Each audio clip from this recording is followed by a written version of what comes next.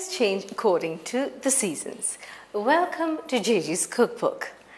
I always have a tendency to change my food habits according to the seasons, and that is how you should be too, because different seasons have different food coming, or the Mother Nature gives us different food in different forms. Now is the time for mangoes, and there are so many mangoes all over Kerala, and you get all sorts of and varieties of mangoes. There are juicy ones, the ones for juice, one for pulping or puree, and the ones that are totally wonderful to eat on its own because of its sublime taste.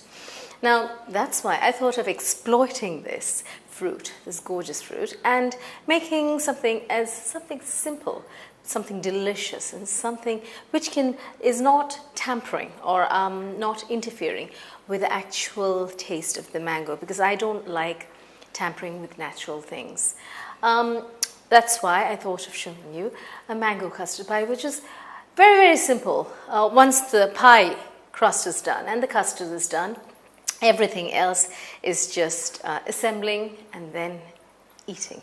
So you wait and see how I make this gorgeous mango custard pie exclusively here. First of all, for our mango custard pie, we have actually 3 steps. We have our tart base, and then we have our custard filling, and then we have our assembly of the mangoes, the actual mangoes. Now, first of all, let's start with the very, very easy and simple basic short crust pastry, that is our base, the tart base, okay? And for this, we have around 1.5 cups of all-purpose flour, okay? And it's also mixed with 2 tablespoons of cornstarch, okay? That makes it pastry flour. Now, that's a different thing altogether, because all-purpose flour contains a little more gluten, and to make it a little more lighter, I just take 2 tablespoons from the 1.5 cups of all-purpose flour and instead add 2 tablespoons of corn flour or cornstarch. That is it out here. And then 100 grams of unsalted butter, chilled unsalted butter. It's all here, and all I have to do with the pads of my hands or the fingers, what I do is just go into the mixture and just rub the butter into the flour so that you get breadcrumb-like structure or breadcrumbs. Okay, so it should resemble breadcrumbs. You should keep on doing this. Now, along with this, I'm going to add a pinch of salt, just a pinch, and keep on doing it. Work the butter into the flour. Okay? Now, this is what you should get. Okay? It should be a breadcrumb. I'll just show it to you. A breadcrumb-like beautiful mixture. Okay? This is basically how you should do the pastry dough. Whatever pastry you do, that is what you do. The rubbing in technique is the most important technique when you make pastries. Now, with this, you need a 1/4 cup of sugar. Okay, 1/4 cup of sugar, which you mix along again, just with your hands. And then we have to bind all this together with 1 beaten egg. 1 beaten egg. Okay. Now, if you think this is not enough, you can add either water or milk accordingly. Okay. So bring it all together. Don't have to knead it. Just bring it all together into a dough, into a stiff dough.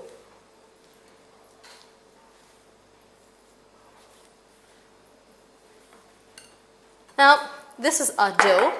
Now, what you have to do is very, very important. You cannot dispense with this step. You have to give this a resting time.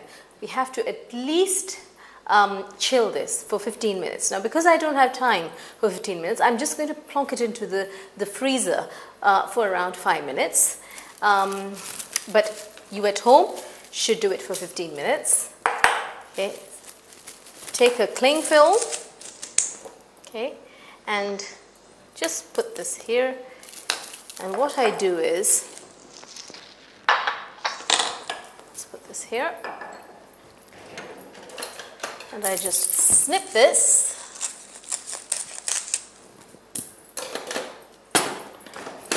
And what I do is just press this into a sort of flat thing so that when I have to actually spread it or roll it, it's much easier.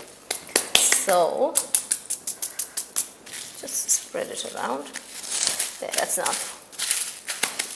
And all I do is just put it into the freezer. Okay? Let that chill and set for there. By that time, I'm going to make my custard, okay, for the filling, for the actual filling. So, what I need now, this is very easy. What I need is 1.5 cups of milk, whole milk. Now, what we need, this is scalding, that is, it's coming to a boiling point. Do not let it boil. And then we need 4 egg yolks. 4 egg yolks. Now, if you're squeamish about all these egg yolks, you can add 1 egg and 2 egg yolks, okay? But here I've taken 4 egg yolks. To this, add 1/2 cup of sugar, okay, 1/2 cup of granulated sugar, and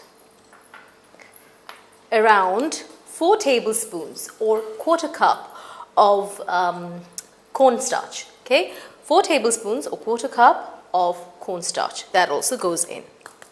Okay, so what I have here is 4 eggs, 1/2 cup of sugar, and 4 tablespoons of cornstarch. All I have to do is just mix it together.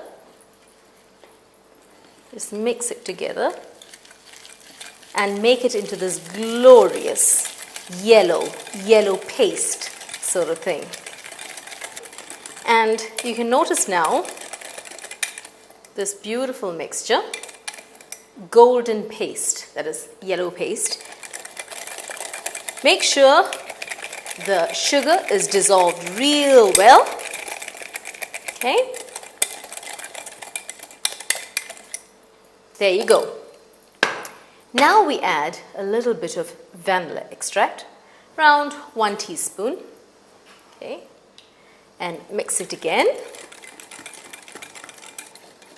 Now, I'm just going to shift this here so that you can see everything much better.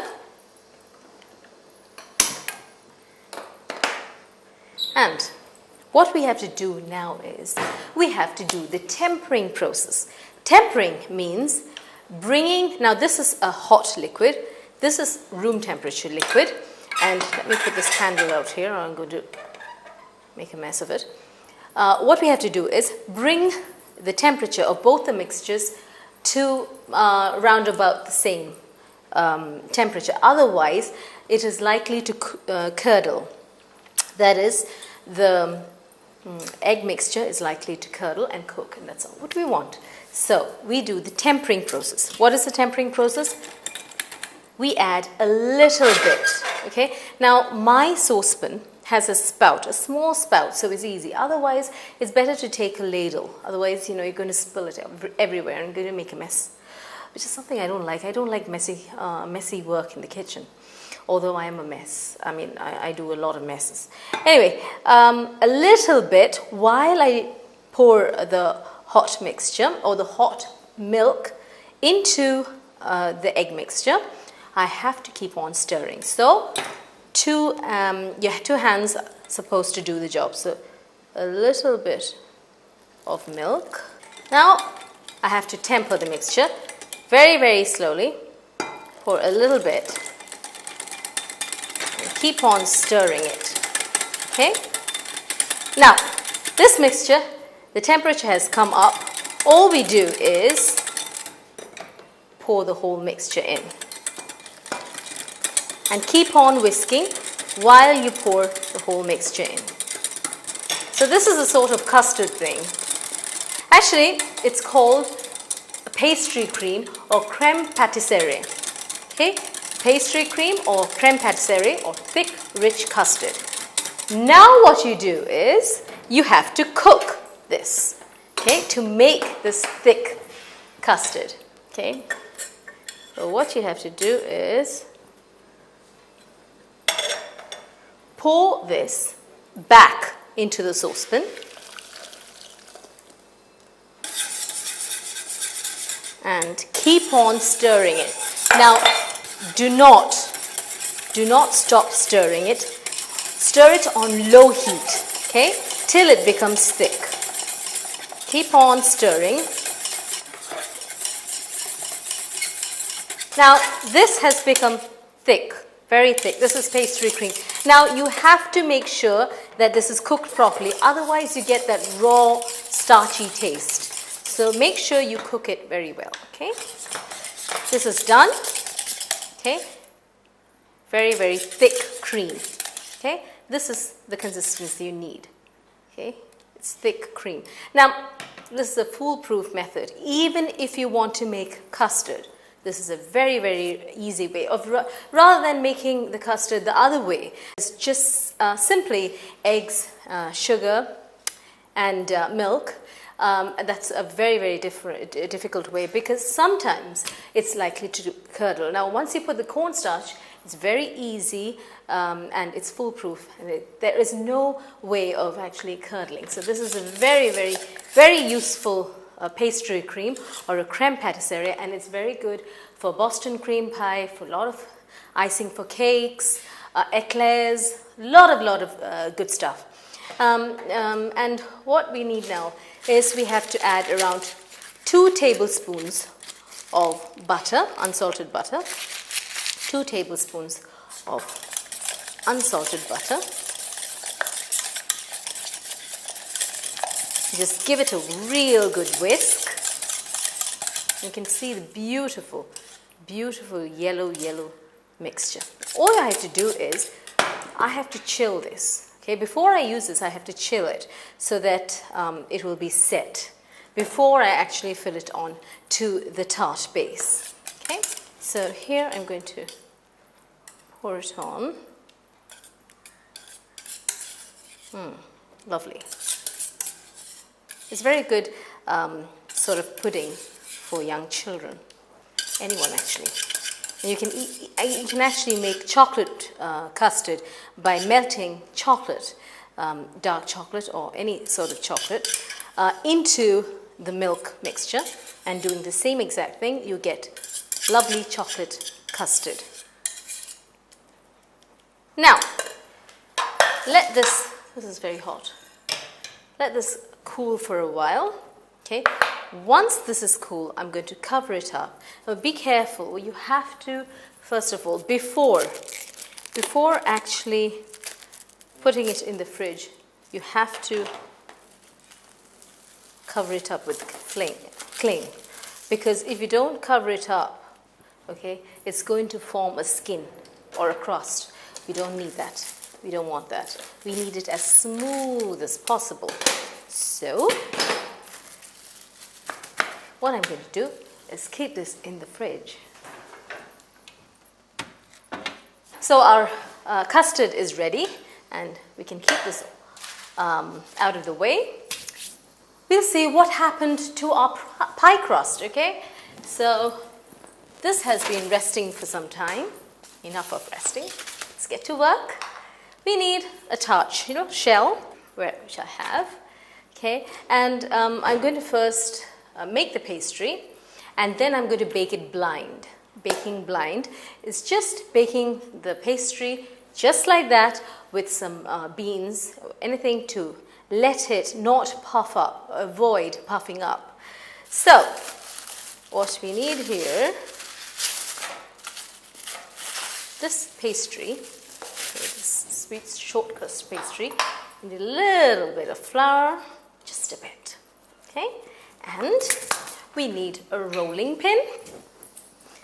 And what we need is just try.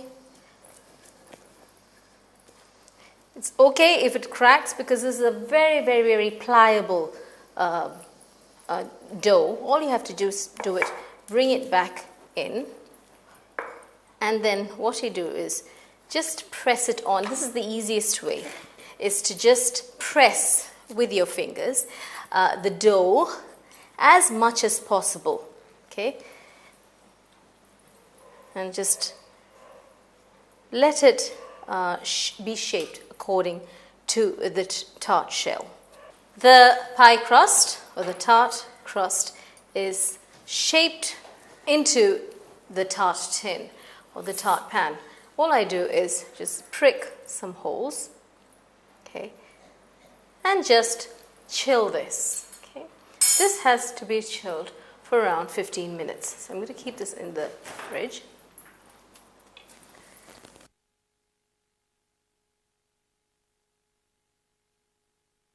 Now, it's been 10 minutes. Can't wait any longer. We have to actually chill it for around 30 minutes. First, you make the pastry dough. We have to chill it for 15 minutes. Then, we shape it, put it in the tart tin, again 15 minutes. So, it's altogether 30 minutes. And that will give enough resting time. My poor tart shell, or tart shell going to be a tart shell, is not going to have much resting time. So let me go and take it. I kept it in the chill tray so it will be easier. Yes. Now what we have to do is we have to bake it. Okay. Now baking blind. Baking blind is simply to put a piece of grease-proof paper, okay, and put some beans. It can be any beans. Okay. Here I just put some kidney beans. You don't need kidney beans.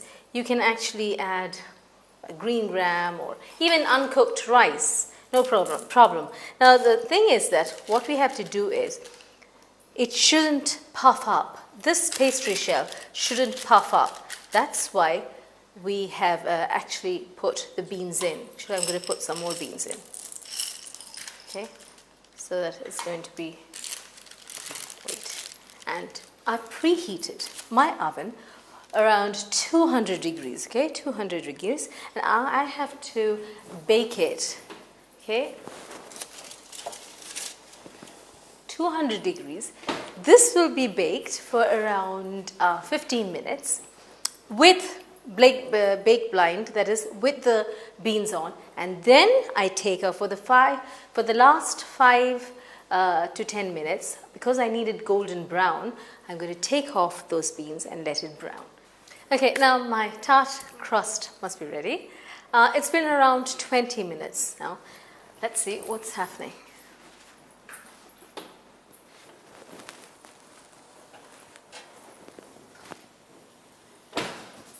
Yeah, it's perfect. Now, you must have noticed I took out the beans, the baking beans, okay?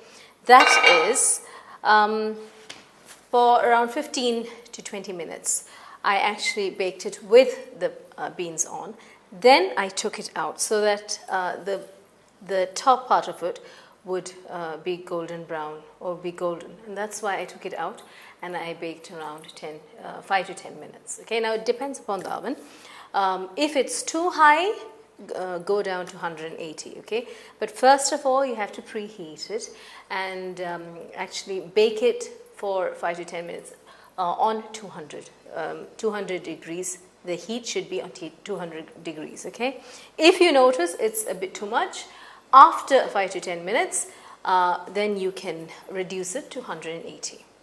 Okay, now we need to chill this. The baking part or the cooking part of this recipe is over. The baking part is over. Now, all we have to do is just assemble all the things together.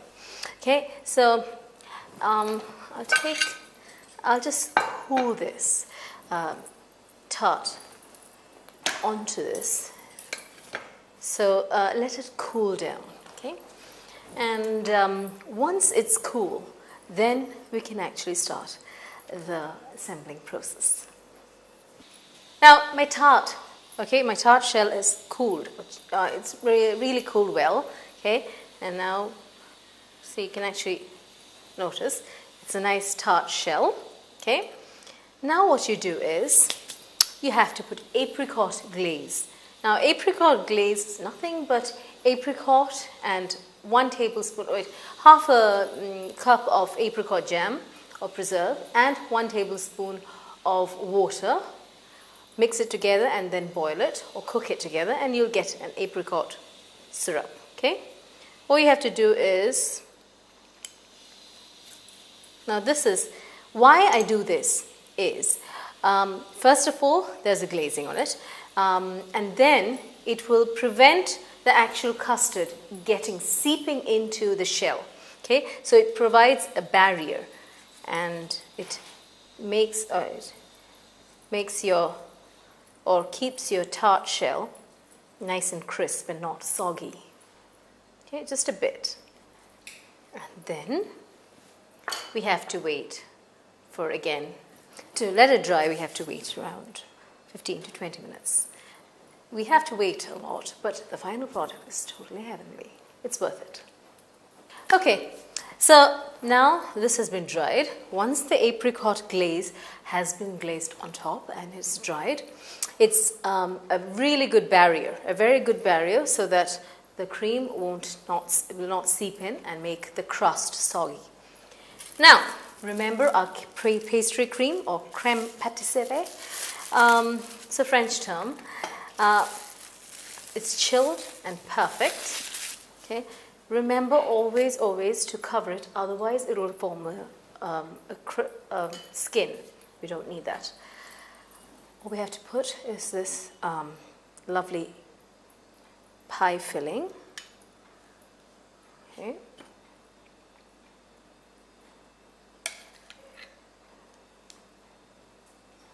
Now this should be fairly thick. Now it's just a simple stages, and that is, you can pour the whole thing in, but it'd be too much probably.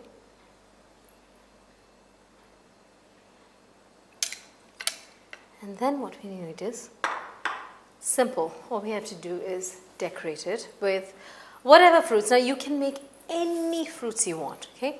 But now, because the mango is in season, and I like to exploit the fruits in season, or the food in season, that's why I decided on actually putting on some mango. I decided to put a little bit more to make it nice and fill.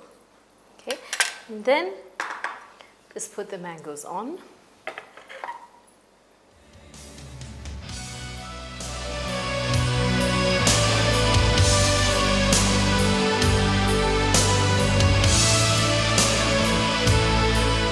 Okay, now my mangoes, sliced mangoes, are done in a circle shape. Now you can actually do it in any shape you want. What I'm doing here is just if you want to, it's not necessary at all. Okay, this just glaze it along with a little bit of apricot glaze, if you want to, that is. Okay, and we are ready with our mango custard pie. Totally heavenly and seasonal, and you are going to try it because it's so easy.